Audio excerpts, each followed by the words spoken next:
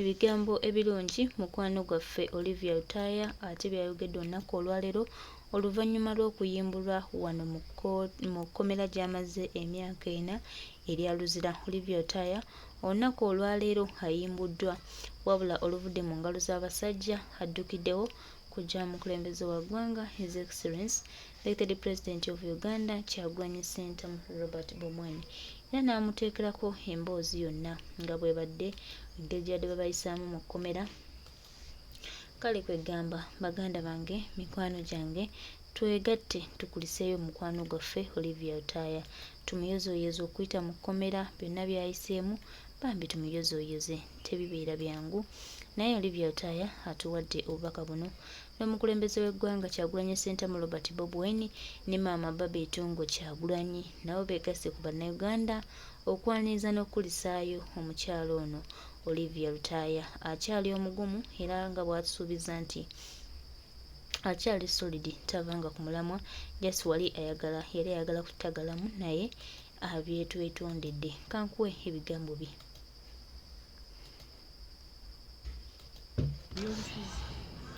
So ndi musanyufu olunaku lwaleero nteereddwa era obusibe sibukoze bwe baali mu convicting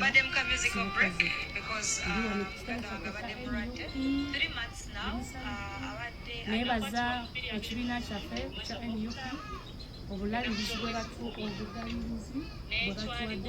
okulabirira famiri zaffe baganda baffe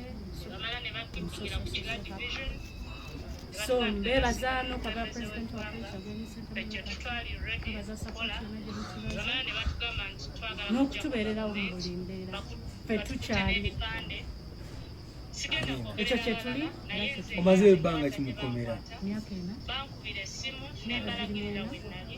naye era tetukyukanga ekyatusibya tukyali ku mulamwa ogw'okuba nti twagala okukyusa eggwanga lyaffe era tukyali ready wadde tubadde mu kkomera eryo ebbanga lyonna so n'abali mu makomera beetaaga sapooti yaffe kuba nabo embeera gye bayitamu sigamanti nungi amakooti tegakola nga bwe galina kukola. Ssaabakyala bangi bali eyo bangi abatuula ku bikomito nga kooti tezibayita ne babeera emyaka 7 nga remand n'ekitongole ky'ebyamateeka kyetaaga okyusaamu abakyala kulikayo Olivia banange Olivia Lutaya tumwaniriza nnyo tumusanyukidde nnyo emyaka 4 miramba gy'amaze mu kkomera era Olivia you welcome back era kati omuntu yesuuza okukola wa president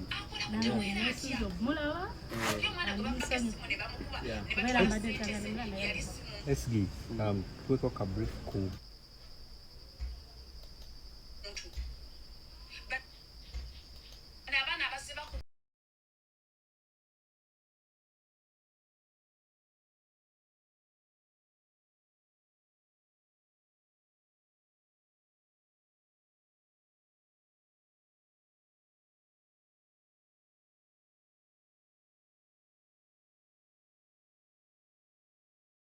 Ayo newe checkingayo kati ye bebamusanga naye babisangawa nga bamukubira esimu bamugamba jangu wano ne bamusanga kumpi ne ka police ke waabwe ne bamutwala era ne bamukozesa okukubira abalala byonna nga baze abyogerako.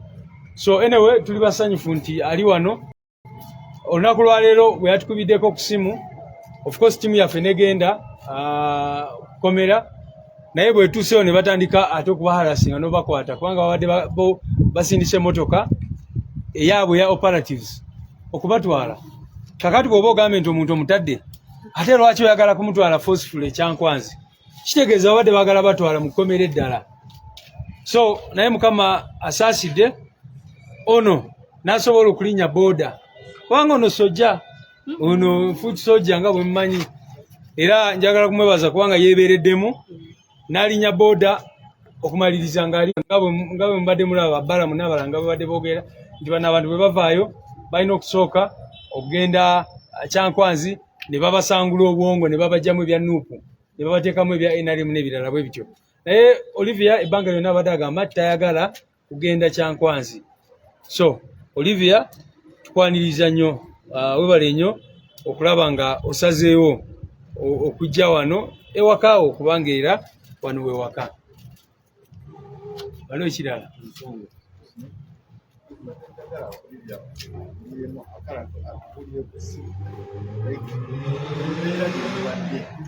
nebadde bagambibwa mu kkomera kubanga mubadde nga mujja mu kooti mashu abadde nga embeera gye mbaddemu mu kkomera n'ekyo ekyokukkiriza okugamba nti nomwakkiriza emisango yongero kitutangazeemu kubanga ekiri ebweru bannayuganda bamanyi nti abanuku basiba emisango mwagikkiriza.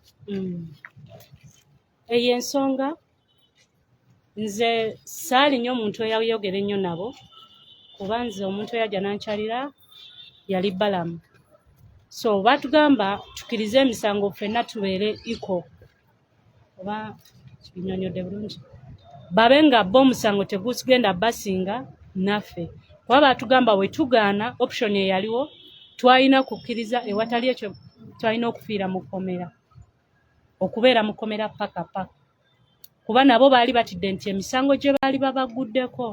So ffe twalina okukkiriza ng'era we bakikoze kubeera ebbanga lye bansalira si lyenkoze omusango oluvannyuma lw'okukkiriza omusango batukonvictinge tuteebwe naye nabo bennyini kubeera naye namubuuza kyokkiriza nti omusango twagikola n'agamba nkimanyi temwagikola era ekyo ekipapula kiri waliwo weki Balamu era naye yaŋŋamba akimanyi omusango tetwagikola naye naŋŋamba option eriwo kukkiriza batuwa obusibe bwe tukoze oluvannyuma lwa 2 weeks tufune pardon bwekyaliwo ekityo omuli batusuubiza otuwa emirimu amayumba buli omu n'ekintu kyayagala. Nze nali njagala kufuluma tewali kirala kye nali njagala kuba nsobola okwekolera. Nze nantigambye omuntu eya meetinga yali Balamu omanyi gwakolera. Yes. nakusuubiza ki kyewagala? No, yaŋŋamba bajja tuwa amayumba emirimu ne ssente ze sobola otandikirako naye nze nga nze kye nali njagala kufuluma tewaliwo kirala. Sigenda kwogerera bali buli omu yalina endowooza ye.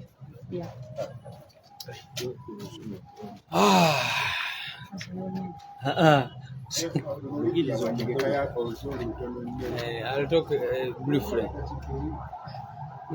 Okay, so we are happy today that Olivia Rutaya is with us. Of course, it is painful. These people have spent close to 4 years under illegal detention without trial. You think about 4 years in your life and imagine what they have lost. 4 years. You know, Olivia has 2 children. Imagine where her life would be by now if she hadn't spent all that time in prison. So, the regime, of course, knew very well that if these people were just freed, they would sue the regime for malicious prosecution and all that. So that is why they insisted that these people must, first of all, plead guilty to crimes they did not commit. Olivia has told you, the regime claimed that they found them with ammunition and all that. But you can see how ridiculous it is. Where did Olivia, they called her and they found her near her place. They picked her from there. They took them in detention, started promising them money if they accepted to go and see General Museveni. When Olivia and others refused to go and meet him, that is when they brought those offenses of unlawful possession of ammunition and all that. So,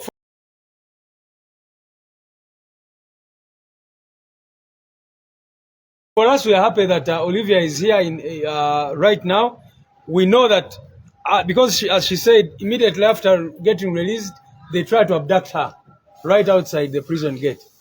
And as a good foot soldier, she had to jump on a border together with our team and found her way up to here at our office.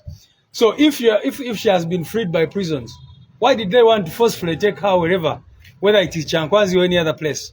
Because these people, if you say that you have released them from prison to another prison, but you can see the abuse. So as we speak, she's not sure of her safety because, like I said, she had to run away from them. from that place. So we are happy that she's here, and we are going to discuss the other steps we are going to take. We haven't gotten in touch with the other 18 because probably, I don't know whether the regime has already abducted them or whatever. I don't know what is happening because for sure they wanted to take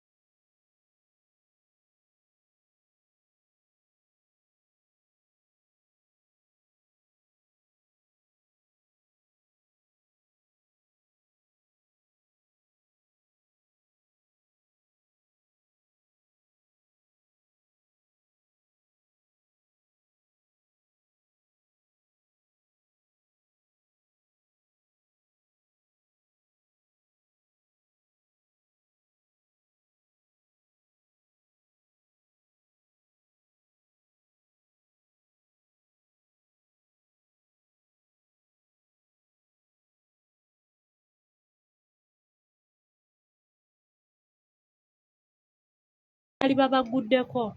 So ffe twalina okukkiriza ng'era we bakikoze kubeera ebbanga lye bansalira si lye nkoze. Omusango oluvannyuma lw'okukkiriza omusango batukonvikitinge tuteebwe. Naye nabo bennyini kubeera naye namubuuza kyokkiriza nti omusango twagikola n'agamba nkimanyi temwagikola. Era ekyo ekipapula kiri waliwo weki Balamu. Era naye yaŋŋamba akimanyi omusango tetwagikola. Naye naŋŋamba option eriwo kukkiriza batuwe obusibe bwe tukoze oluvannyuma lwa 2 weeks tufune pardon. Bwekyali bwe kityo. Omuli batusuubiza otuwa emirimu, amayumba, buli omu n'ekintu ky'ayagala. Nze nali njagala kufuluma tewali kirala kye nali njagala kuba nsobola okwekola. Nze nantigambye omuntu eya meetinga yali Balamu. Balamu omanyi gwakolera. Yes. nakusuubiza ki kyewagala. No, yaŋŋamba bajja tuwa amayumba, emirimu ne ssente ze sobola otandikirako. Naye nze nga nze kye nali njagala kufuluma tewaliwo kirala. Sigenda kwogerera bali buli omu yalina endowooza ye.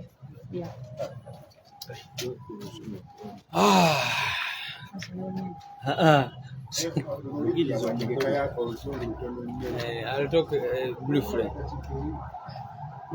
Okay, so we are happy today that Olivia Rutaya is with us. Of course, it is painful. These people have spent close to 4 years under illegal detention without trial. You think about 4 years in your life and imagine what they have lost. 4 years. You know, Olivia has 2 children. Imagine where her life would be by now if she hadn't spent all that time in prison. So, the regime, of course, knew very well that if these people were just freed, they would sue the regime for malicious prosecution and all that. So that is why they insisted that these people must, first of all, plead guilty to crimes they did not commit. Olivia has told you, the regime claimed that they found them with ammunition and all that. But you can see how ridiculous it is. Where did Olivia, they called her and they found her near her place. They picked her from there. They took them in detention, started promising them money if they accepted to go and see General Museveni. When Olivia and others refused to go and meet him, that is when they brought those offenses of unlawful possession of ammunition and all that. So for us, we are happy that Olivia is here right now. We know that because as she said, immediately after getting released, they tried to abduct her right outside the prison gate. And as a good foot soldier, she had to jump on a border together with our team and found her way up to here at our office. So if she has been freed by prisons, why did they want to forcefully take her wherever, whether it is Chankwanzi or any other place? Because these people, if you say that you have released them from prison to another prison, but you can see the abuse. So as we speak, she's not sure of her safety because, like I said, she had to run away from them, from that place. So we are happy that she's here, and we are going to discuss the other steps we are going to take. We haven't gotten in touch with the other 18 because probably, I don't know whether the regime has already abducted them or whatever. I don't know what is happening because for sure they wanted to take Olivia away as soon as she got out of detention. So maybe they did the same with other people. We don't know as yet. We shall try to establish contact with them, and then we shall update you accordingly.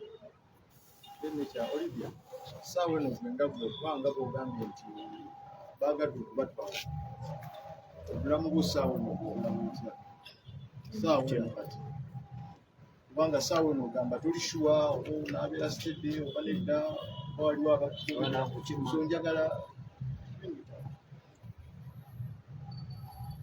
era nga ffe naye tumanye no gavumenti etwala abantu ne babuzawo ne we bababuuza ne batayogera.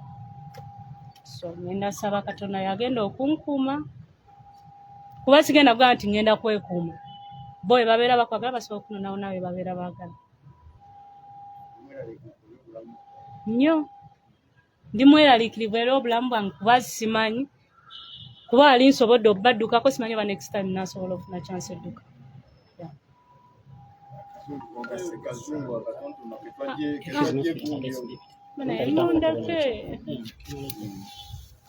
Kale tujja bikwogerera tugenda biteeka mu Luzungu. Yeah, thank you guys. She's Olivia Retire. About 18 people have been released, though for her ye asobola okubanga adduka kubanga emboozi mpanvu nnyo nnyini ddala butya bwavudde eruzira lumaze muyimbula wabaddewo embeera y'amaanyi nnyo engeri gy'asobodde okudduka okuwaguza mpaka wano e Kavule. Ayimidde ku bigambo bye Olivia agamba nti ye mweteefuteefu oba okufa oba okudda mu kkomera wabula kye beetaaga y'enkyukakyuka era akyagamba nti ekyo wabula agamba nti omukulembeze we si mulala ya His Excellency Robert Kyagulanyi Ssentamu era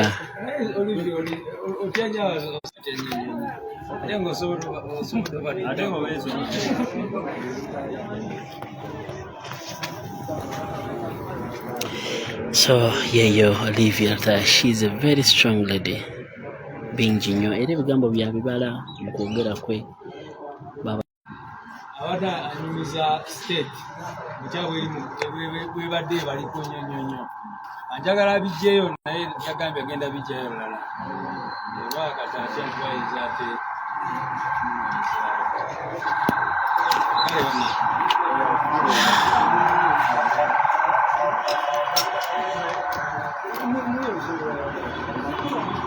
Kitimbo baba tayagala kumuleka abala comfortable.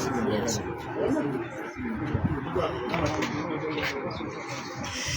Yeah, thank you guys. Let's pray for other comrades who have not yet appeared, and we shall always be proud of those who come back and say Sharon nga mukwano gwa Olivia olira otya?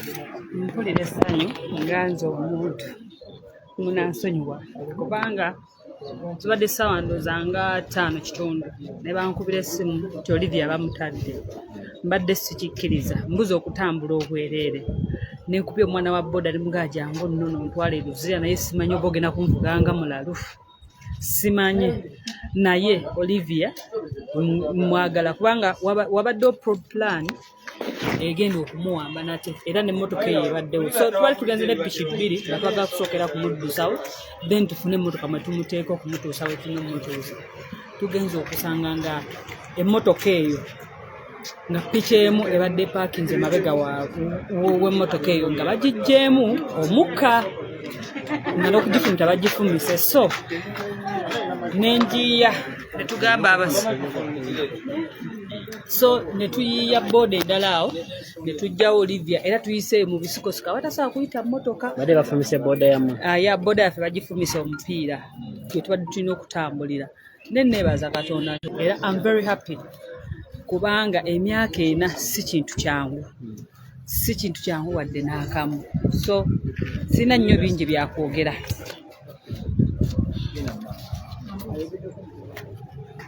Kitimbo mubuuze ssebo kibuuzo ekyo.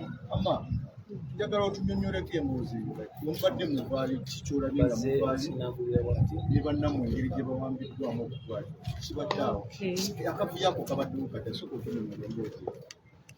Oluvannyuma lw'okuba nga mbadde nsiibiddwa prison nga nteereddwa ebweru wa gate za prison, nsanzeewo emmotoka ebaddemu abajaasi ab'enjawulo era ku piki ezimu ezibadde zizze okunona bagifumisa emipiira ye tumuleseeyo tetumanyi oba avuddeyo nga kuba bannange essimu zaabwe babadde bazibaggyeko nga kiraga kuba tubadde tukwata direction entuufu gye tubadde tulina oyitamu naye ng'ate batugaana okuyitayo mu kubo mwe tubadde tulina okuyita.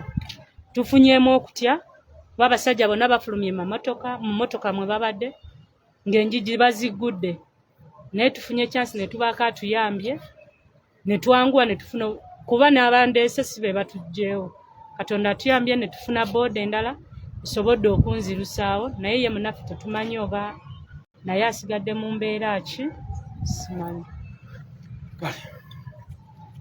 Kati kyobadde obuuze tebadde mukomera bali kitalya abadde. There is a lot Olivia could tell naye at this time tanabakulira bulungi, so ketumweta